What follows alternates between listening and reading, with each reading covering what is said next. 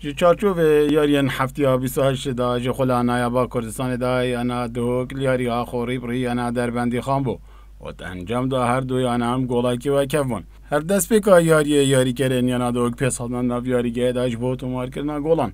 و تاردگی کنترل سر یاری کرد و چندین هرش بر نسر گولا انا میوان اول خلق نوزه دادوان یاری پنالتی یک بیان دو کشمرد و صابر عبدالکریم یه سرکفتی بود لیدانا پنالتی دوشی گل بیان خودتو مرگتن و پشتی به گل یاری کردن یانا دو برداوم سر آسه خوی باشو یواشتن که سر گل آیانا در بندی خانش بود تو مرگ کردن گل دوی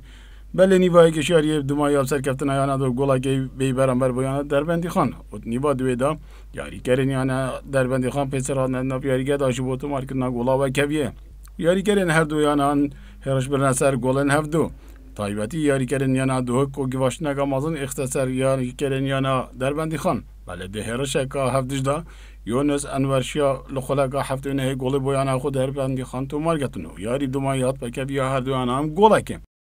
راستی تیمامت هر دو شادا داسته که گلک باش پیشکش کرد دید خلاقی دمای دا گلا و کیوی سرمات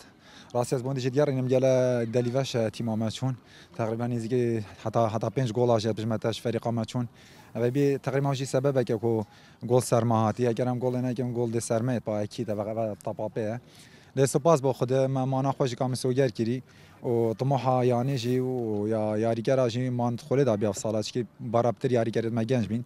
لی انشالله و یاریگر پاشاروش که انشالله سال دهاتی داد شنت تکی بیان دوی بکن بودیار امروز لگری بسوشی خلنا بگو سنم بری بنابراین یعنی دو کاری من قل یاریگر وانا یارا پیشگی وان توانیم توزه دست واسه یاریگر بگن بین کشه ها یاریگر بالام نشودی دو منزو باش مین حالی زیادتر من بدش که من توانی گلی باشر کنیم گلی زیادتر کن انشالله تو محمانه پروچینه رجبندی پیشو یاریگانی دارتو اصلی باش پیش کنیش بیوی که بیای یانا در بندی خان حل ما رضا هفته در رئیس بندی خلانای با کردستان دا به 36 خلان و یانا دوغل رضا نهیدیت به 34 خلان شما خالد کانال بادینان دهک